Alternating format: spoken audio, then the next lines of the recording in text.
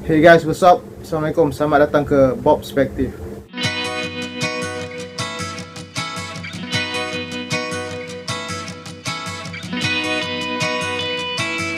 Alright guys, hari ni saya nak buat video review atau lebih kepada menjelaskan ending cerita ni. Sebab cerita ni pada yang mungkin tak jelas, dia nampak seperti tergantung mungkin. Okey, cerita yang saya masukkan, filem yang saya masukkan adalah Vivarium. Vivarium yang baru saya tengok semalam. Dan saya terus rasa excited nak buat video ni pasal dia sesuatu yang menarik pada saya. Menarik, unik. Dan saya cuba akan explain apakah maksud cerita ni menurut pemahaman saya lah. Itu betul atau tidak tu saya tak sure lah. Ini apa yang saya faham mengenai filem ni. Okey, sinopsis cerita ni, Tom dan Gemma, pasangan ni, diorang mencari rumah. Mencari rumah, kira macam nak beli rumah lah, untuk diorang mendapat tempat yang lebih baik untuk hidup macam tu. Lepas tu diorang sampai ke satu developer ni. Dan developer ni kira bawa diorang pergi tour untuk satu kawasan perumahan baru yang diberi nama Yonder. So diorang pergi dekat kawasan tu dan diorang nampak kawasan tu rumahnya semua sama habis, sebiji sama. Dan masih tak ada orang tinggal lagi, kira macam rumah baru lah, kira orang belum masuk lagi. Dan diorang pergi buat tour dalam rumah, naik apa semua dalam rumah tu. Dan diorang pun rasa pelik sebenarnya, rasa pelik dengan orang yang bawa diorang ni, kira macam developer ni punya agent, something like that lah. Mamat ni pun perangai macam pelik sikit lah. Dia bawa pusing dalam rumah tu sampai ke backyard. Dia biar diorang keluar dan tiba-tiba dia hilang, mamat ni hilang. Dan diorang ni macam pelik, asal mamat tu hilang tiba-tiba. Dan diorang macam okey, jom belah balik lah. So diorang naik kereta, diorang nak keluar pada situ, diorang tak jumpa jalan keluar. Okey, diorang pergi buat tour tu dalam rumah nombor 9. Nombor 9 tu kenapa nombor 9 nanti saya cerita. Dan diorang pun pusing banyak kali. Last diorang akan sampai ke rumah nombor 9 tu juga. Dia macam satu loop, macam looping. Tempat tu dia pergi mana pun dia akan sampai ke situ juga. Dan sampai kereta dia habis minyak lah, dia pusing. Sampai satu hari tu dia decide untuk ikut matahari. Diorang akan jalan, dia tak buat kereta dah tak ada minyak. Dia jalan, dia tak ikut jalan yang ada kat perumahan tu. Dia ikut betul-betul straight matahari, panjat pagar. Janji dia dalam line yang straight tau. Dia panjat pagar, turun pagar. Dia tak ikut jalan yang biasa sebab dia tak nak lari daripada matahari tu. Tapi last dia jumpa satu rumah. Dah malam dan matahari tu dah terbenam. Dia nampak satu rumah yang ada lampu bang. So dia pergi masuk dalam rumah tu. Rupanya bila dia pergi kat depan tengok balik, rupanya rumah tu rumah diorang tadi, rumah nombor 9. So macam, ya itulah, basically diorang memang tak boleh pergi mana-mana. So disitulah misteri dia berlaku. Hinggalah satu hari tu diorang ada seorang bayi ditinggalkan dekat rumah diorang. Dan juga ditinggalkan satu instruction yang ringkas yang berkata raise the child and be released. Kira macam diorang berdua ni kena besarkan budak ni dan diorang akan dibebaskan. Diorang akan release. Release tu apa? Release tu apa nanti kita cerita. Okey, dalam diorang duduk dekat situ, diorang setiap hari, atau saya tak pasti setiap hari ke, atau ada jangka masa tertentu, diorang akan dapat supply untuk makanan dan apa-apa saja untuk diorang survive. Duduklah rumah tu. Dan diorang saja yang ada dekat kawasan tu, diorang dan budak ni tadi. Dan budak ni pula dia aging dengan cepat, dia membesar dengan cepat. Kita boleh tengok dia ada buat satu budak tu ukur dekat dinding tu. Kita boleh tengok yang proses pembesaran dia cepat. Yang watak dua orang tadi ni, couple ni masih macam tu, tapi budak ni dah membesar cepat. Dan budak ni pun ada perangai pelik. dia suka mengajuk perbualan Tom dengan Gemma ni, dan dia suka tengok je, dia perhati je apa yang diorang ni buat. Dia diam, dan kalau dia nak sesuatu, dia tak menangis macam budak lain, dia menjerit memang annoying gila. So macam itulah ceritanya berlanjutan, sebab diorang ni dah tak boleh pergi mana, diorang terpaksa, diorang stuck juga dengan budak ni, walaupun dia tak menganggap budak tu anak dia, tapi nak tak nak dia terpaksa jaga juga budak ni, pasal dia nakkan tadi tu dah diberi arahan raise the child and be released. Dia mengharapkan bila dia dah besarkan budak tu, diorang dapat dibebaskan lah. Dan diorang pun teruslah hidup macam biasa hingga kan akhir cerita ni, kedua-dua watak couple ni mati, dan budak ni dia dah besar, dia keluar daripada perumahan yonder tu tadi. Dia pergi ke tempat pertama kali couple ni jumpa mamat yang pelik, yang first tadi, yang bawa diorang datang sini tu. Dan mamat tu dah tua lah. Jadi anak diorang ni tadi menggantikan tempat mamat yang pelik first tadi tu. Anak diorang pun pelik juga, panggil macam tu juga. So basically macam tu lah cerita dia. Dan okay, mungkin pada yang tak faham, mungkin penjelasan dia macam ni lah. Ni menurut saya, sebab benda ni pada saya dia boleh jadi apa-apa je, pasal dia terpulang kepada orang yang menonton dia. So pada saya cerita ni, kalau kita tengok daripada tajuk dia saja, kita dah boleh tahu sebenarnya vivarium ni bermaksud macam satu tempat, lebih kepada bentuk macam aquarium.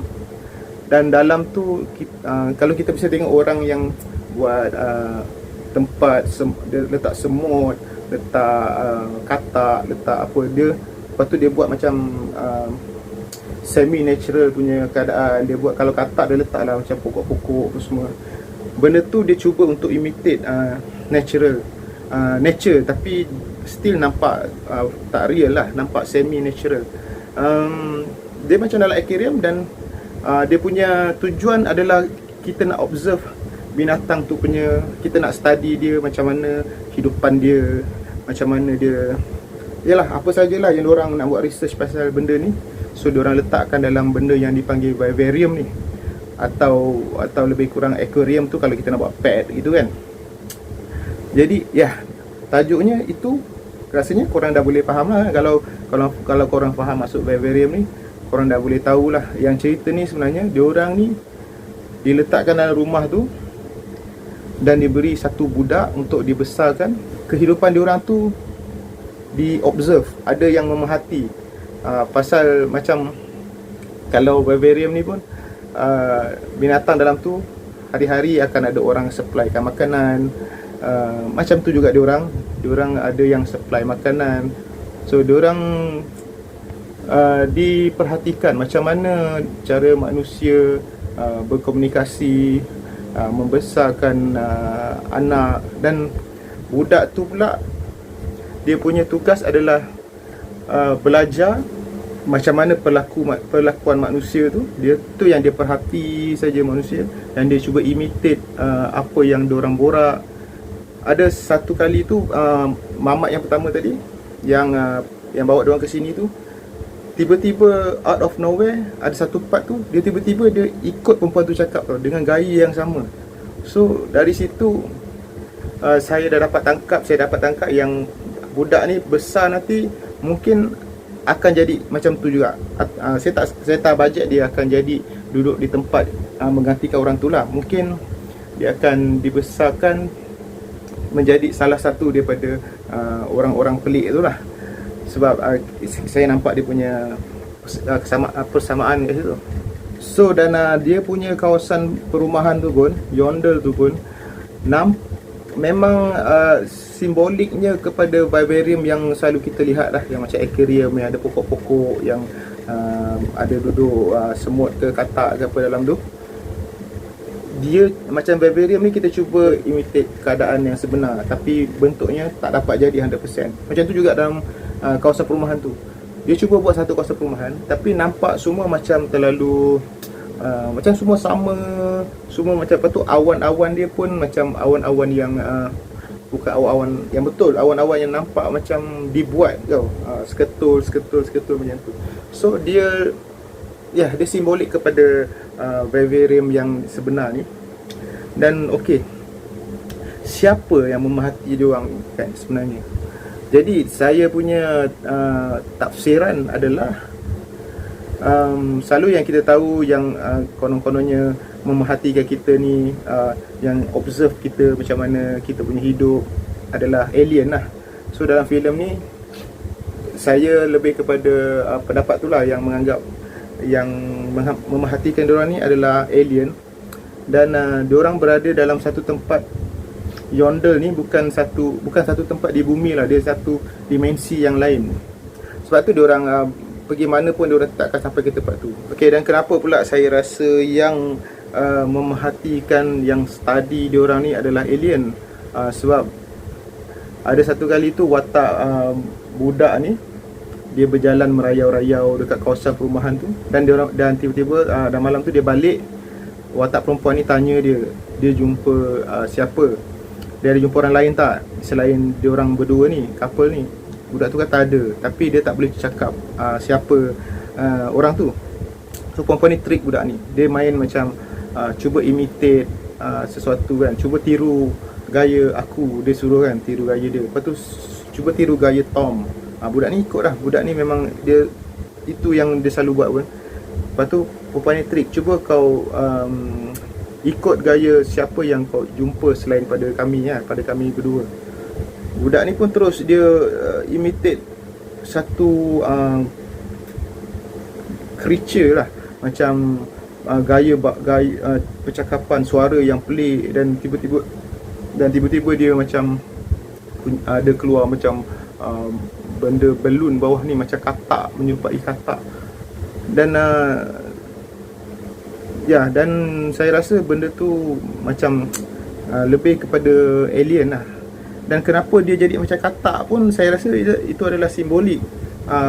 Macam mana selalunya manusia tengok katak, kali ni katak pula tengok manusia, tapi mungkin katak alien ke apa, atau mungkin daripada dimensi lain ke apa. Kalau tak alien pun. Okey, ada satu lagi sebab kenapa saya kata alien, pasal ada satu part ni Gemma ni dia ambil shovel ni yang Tom guna untuk ada gali tanah dekat depan rumah dia ni.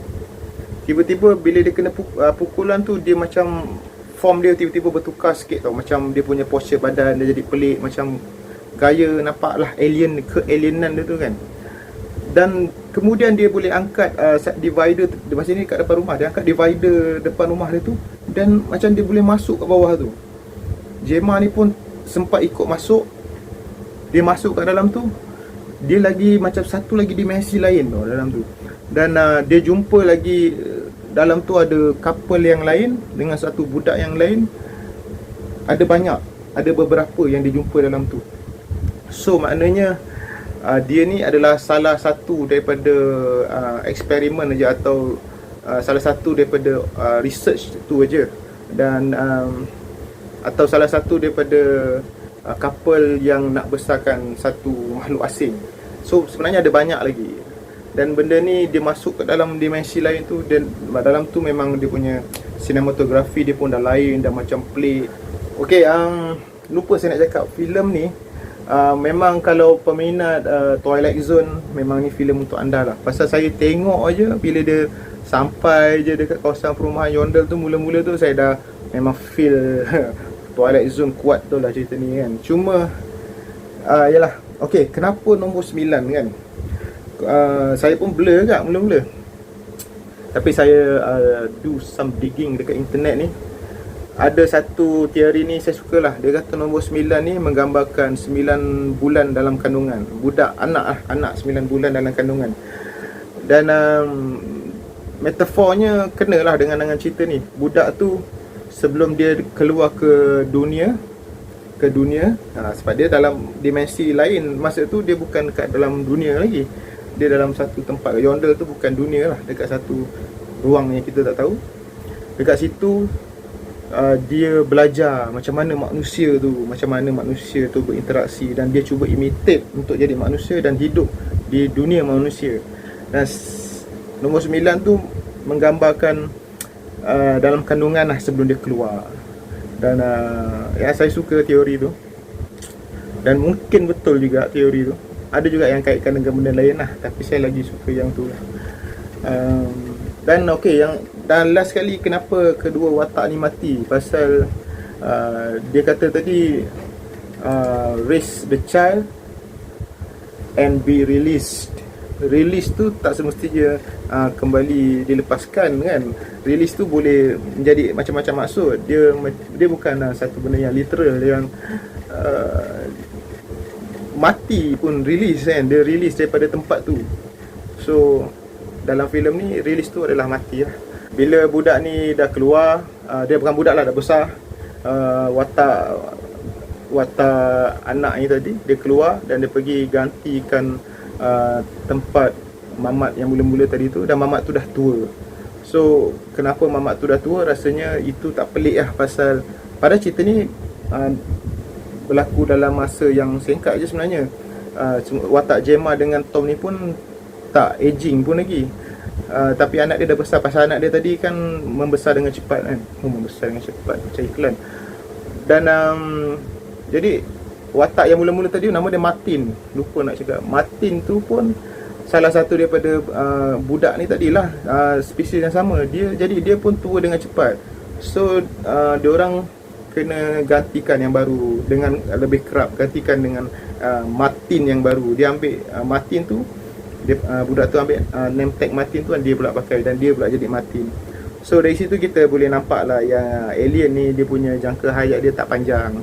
Dan kenapa dia buat observation, kenapa dia memerhati dan study manusia ni, itu memang saya tak tahulah. Itu memang mungkin tak tahulah kalau ada hint dalam filem ni yang saya tak nampak, atau mungkin boleh terpulang pada masing-masing punya terjemahan, atau secara selalu kita dengar pun yang memang konon-kononnya alien ni memerhati dan study kita.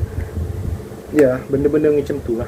Selain tu, cerita ni juga dia macam metaforik juga sebenarnya. Dia macam menggambarkan kehidupan manusia tu secara tak langsung. Macam mana manusia bertemu, kahwin, walaupun dia tak kahwin dalam cerita ni, hidup bersama, membesarkan anak, mak bapa tu.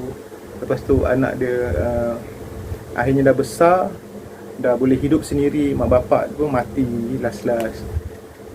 Lakonannya pelakon-pelakon yang kira grade A lah.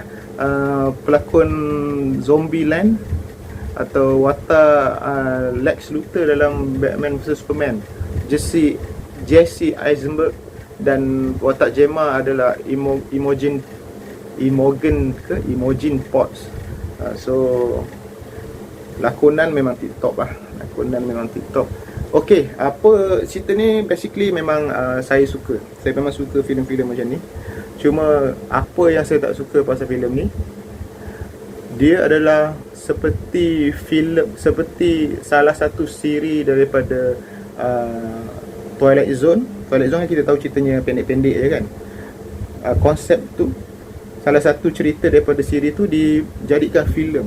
So dia menjadi satu cerita yang dragging, cerita yang panjang.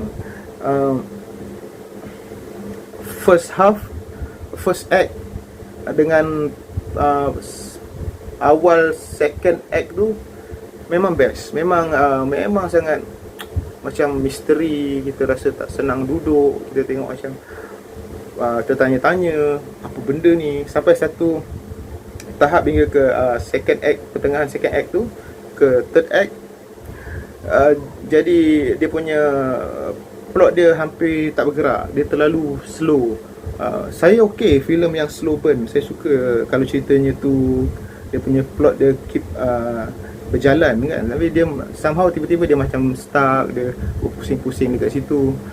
Adalah dia bagi hint, clue sana sini sikit. Okey. Tapi bila yang dah sampai ke last tu, endingnya tu okey, dia jadi best balik lah.